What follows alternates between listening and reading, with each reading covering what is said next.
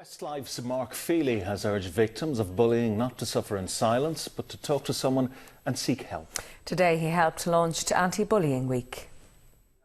His image on the posters may have been the work of a makeup artist, but Westlife's Mark Feehily says he did experience injuries like these for real as a teenager. I've had the black eyes and the busted lip, and I got properly beaten up a few times.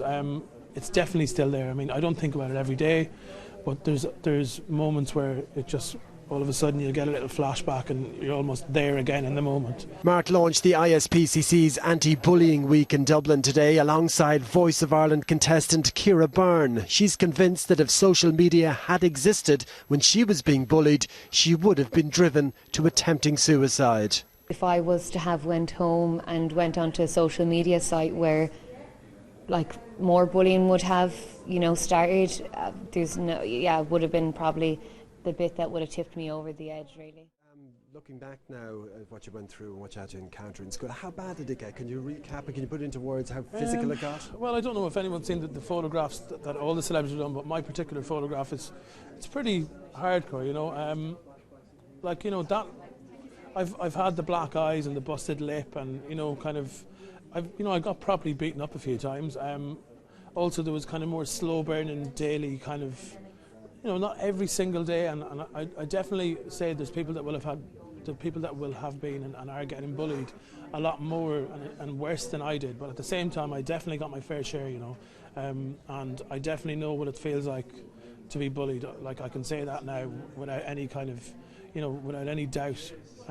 I definitely got bullied in school, for sure, So the poster is a pretty accurate visualisation of what you would have experienced. Yeah, I mean, it's like, obviously the makeup artist didn't see me, when it happened to me or whatever, but I definitely got, the head kicked me quite a few times, And it's there in the background, you say, even now?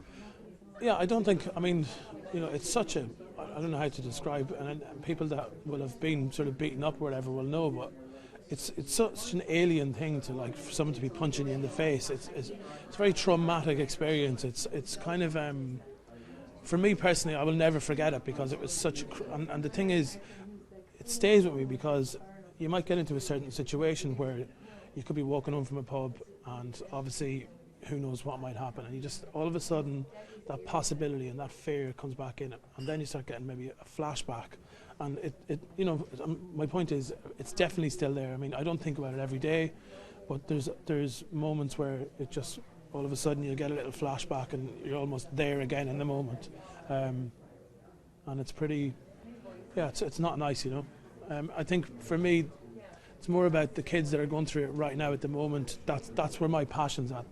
The idea of stopping, prevention, You didn't talk to anyone, you didn't sort of speak up, you didn't confront your bullies, obviously the message you're trying to get across now is talk to someone. Yeah, I mean, in the end, my family definitely noticed there was something wrong with me. I became very withdrawn. I used to just be in my room all the time, and, when my family did find out, they were disgusted, and, but I didn't really do anything about it, and I allowed it to happen. I didn't have I don't know, I wasn't one of those people. If someone said something to me, called me a name or whatever, I literally just would have went red in the face and looked at the floor, Someone else might turn around and go, shut up or whatever. For me, I just didn't have that chip in me, the kind of self-defense one.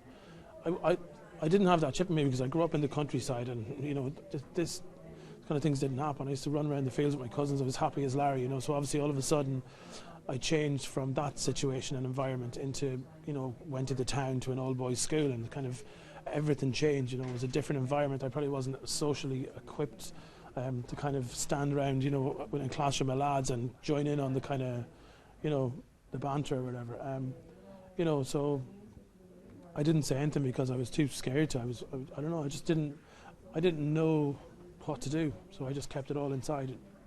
I think that's what a lot of people do. And would you push people to, or recommend that people would seek some help? Absolutely. I think, in any situation, one lesson in life I've learned is that unless you do something or change something, then nothing will change about the situation you're in. So you have to actually, make a move, And I think, whether it's getting in touch with ISPCC and calling the number, which is 1800 666677. There's a special bullying one set up at the moment. and that's a fantastic start. For instance, you know, I think you'd be surprised at how little power the bully has and how much power your parents or a teacher does actually have. In the situation, I remember feeling that the bully had all the power, and I was afraid that even if I did tell my parents or, you know, a teacher, that the bully would still, like, you know, get me or whatever. But I think you'd be surprised at how little power the bully has, and if you do tell your parents or teacher, that it will end up stopping. You know? Back at the ISPCC launch, Mark Feehily was urging those experiencing bullying to try to seek help, something he admits he didn't do himself. Just for Anti-Bullying Week, the ISPCC is running a dedicated bullying support line operating on 1800 66 66 77. It's available 24 hours a day until midnight on Sunday night. Brian Daly, TV3 News.